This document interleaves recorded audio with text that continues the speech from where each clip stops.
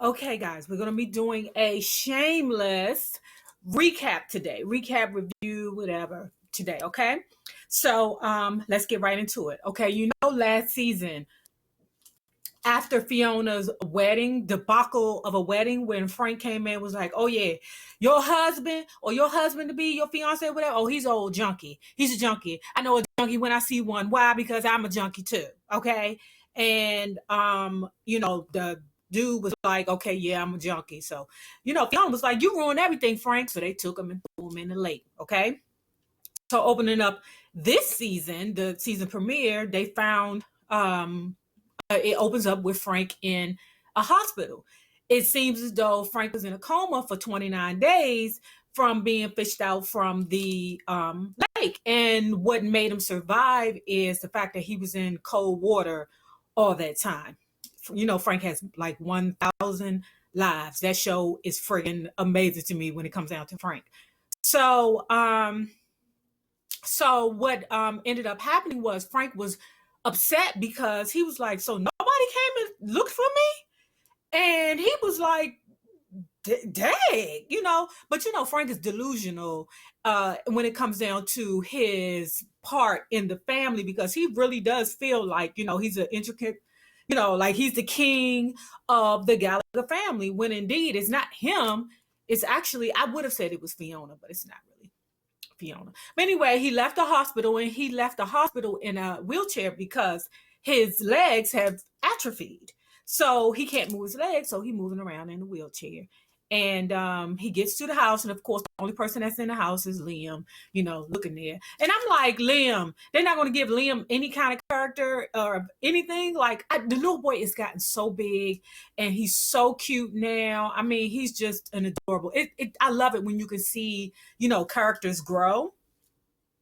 And it's okay. Let me move on. So the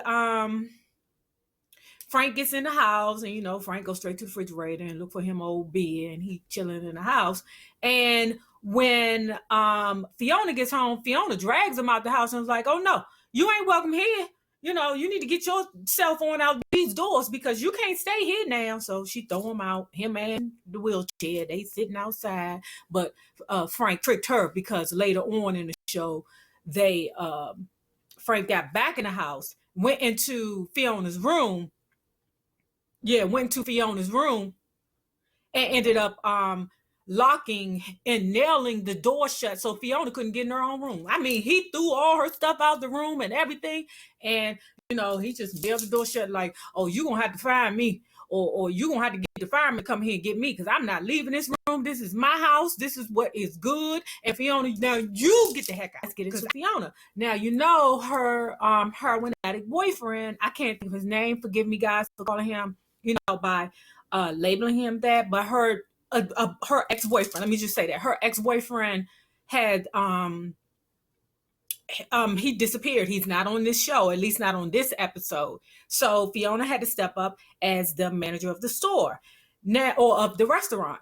And then I guess the regional manager came in, and he was like, look, I need some help. Can I give you some money to stay? And Fiona was like, nah, this is a lot of work. This is like putting a cramp in my style. I can't move. I can't make no money. He was like, okay, 50 cents. She like, make it $1. And he like, okay, you got it. But it still doesn't change the fact that it's a lot of responsibility with being the manager of a restaurant, because you have people calling out all the time, which she found out that, people going to be calling out, oh, I got to do this, my kid. And see, that's why I don't like being a supervisor. I don't, that supervisor stuff is for the birds. I ain't got time. So let's move into Lip. Now, Lip, the professor had dropped Lip off at the rehab, and the rehab had, he came out. Lip said he checked himself out. Oh no, did he? He said he was let out on his own recognizance. I guess he was good, because he left with a pocket full of chips or something, or tokens, like in AA, you receive these little coins for like small trophies to help you along the way. But he left with a pocket full of those, and the professor picked him up, and the professor was like, so what's the deal? What's your plan? He was like, well, I'm not going back to school. I'm planning on getting a job. Do you have any leads? And the professor was like, well, I have some internships, but you know how that goes. You can do an internship and network your way up. So I mean, that's the best. Sometimes in life you just gotta go backwards to go forwards. That's just what life is sometimes. And the professor dropped him off at Fiona's restaurant, and Fiona's sitting there. It just so happened that everything's unfolding. Nobody can stay to help her out with the next shift. And Lippett's like, okay, well, I'm not going back to school, but I need a job. I have some things coming up in regards to an internship, but as of right now, I need a job. Fiona's like, well, do you mind washing dishes? Lip is like, it's whatever. So Lip put his apron on and he get back there. Now Lip is working with Fiona at the restaurant. So let's get into the next thing. Okay, then we're gonna go up on Ian. And Ian's boyfriend is just told him that, okay, I'm gonna meet up with an old friend for a lunch date. And Ian's like, huh? An old friend? And his boyfriend's like, don't worry about it. Don't worry about it because it's a girl. And Ian's like, give him the side eye. Still don't sound cool to me, but okay.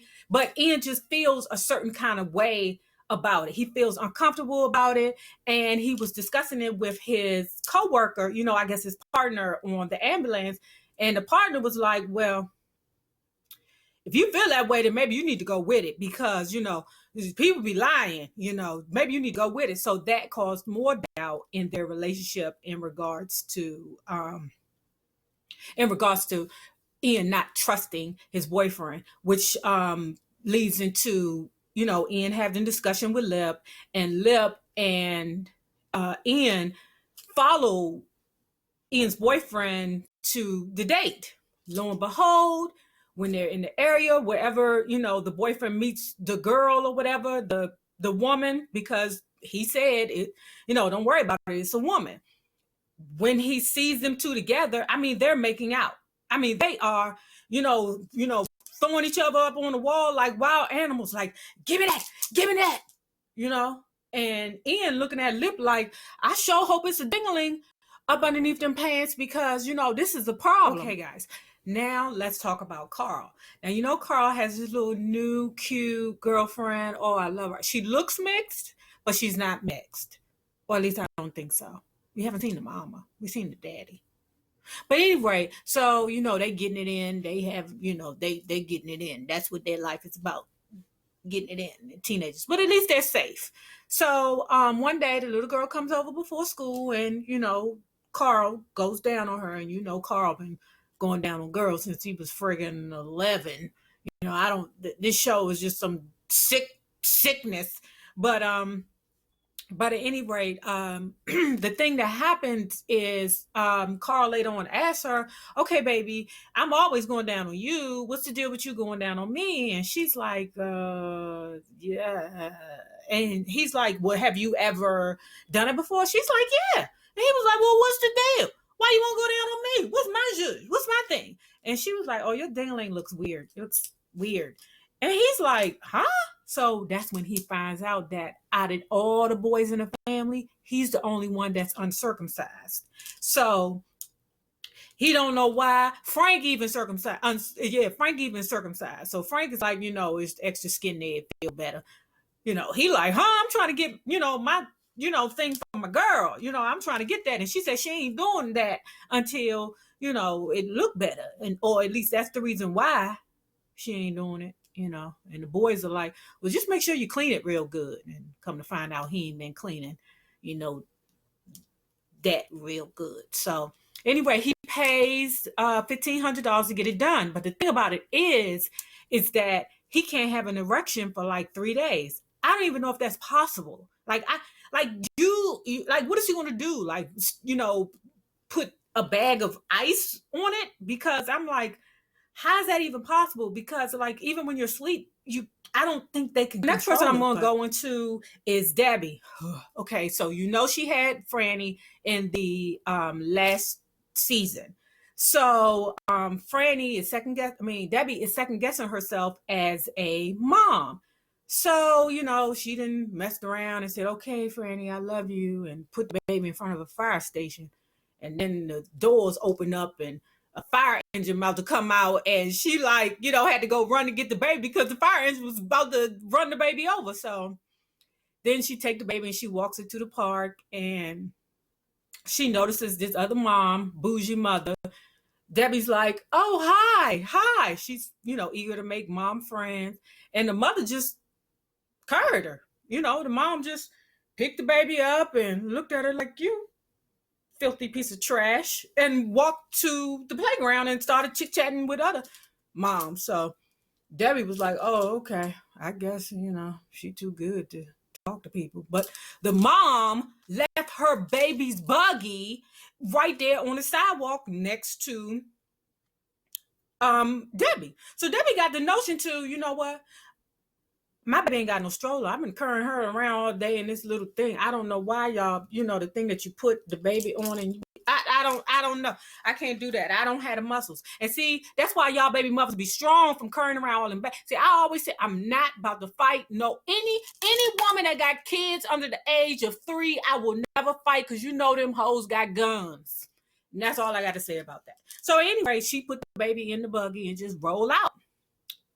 That's her new juice, y'all. So she take the buggy back home and Googled it. The buggy was about $4,500, child. And I know it's a stroller, but I told y'all my ex was from Texas, and they don't say carts and strollers. They say buggies. So they she take the buggy and she put it on Craigslist, and the sucker's worth $4,500. She ends up selling it to a woman for $2,500 cash. Okay. So not only did she get the buggy, but the lady left her wallet. She had all these credit cards and in cash. And the thing about it is Debbie's using the credit cards, and I'm like, Debbie, you don't think they're gonna be able to what's that word? Like trace the credit card used back to you? You crazy girl. You somebody's mama now. But anyway, y'all, that's her new zhuzh. Her new zhuzh is going to the park, checking for the mom that don't be paying attention, throwing her baby in the buggy and rolling it on out the way, and then, making a nice coin off of that. That's her. So then we're going to get into Veronica and Kev. Now, Veronica, what's her name? Svetlana, something like that. Those two, Veronica and Kev, and the girls are getting so big and so pretty. But they have like this system together. Like they take turns taking care of Kev, if you know what I mean. And sometimes they, together, if you know what I mean. And what's going on is, come to find out, Svetlana is a mathematical whiz, and she's doing the numbers on the bar. And Svetlana like, look, we gotta come up with something, a way to bring in more revenue, because you, my darling, you don't have no life insurance, no nothing going on. And if anything happened to you, where we gonna be left? Veronica and Svetlana like, oh no, you need to get it together, because if you kill over and die, what I's gonna do with these babies? Never disappoints. Like I said, like I'm such a true Shameless fan that I even watched the Shameless UK version, and that was pretty good, because the creator of the UK Shameless version and is the same creator for here, but it just seemed after a while, once the creator left the UK and came here to America to do it, it just went totally left. I mean, it was still good, but it was just, I don't know, it just went totally left, if I can explain it. But the UK version, like, if you guys are true Shameless fans, check it out. If you can withstand the accent that they have, then I say, I hope you guys come back to watch episode 2. Give me a thumbs up. And the same people you meet on the way up are the same people you meet on the way down. YouTubers, let's be good to each other, or at least try. peace.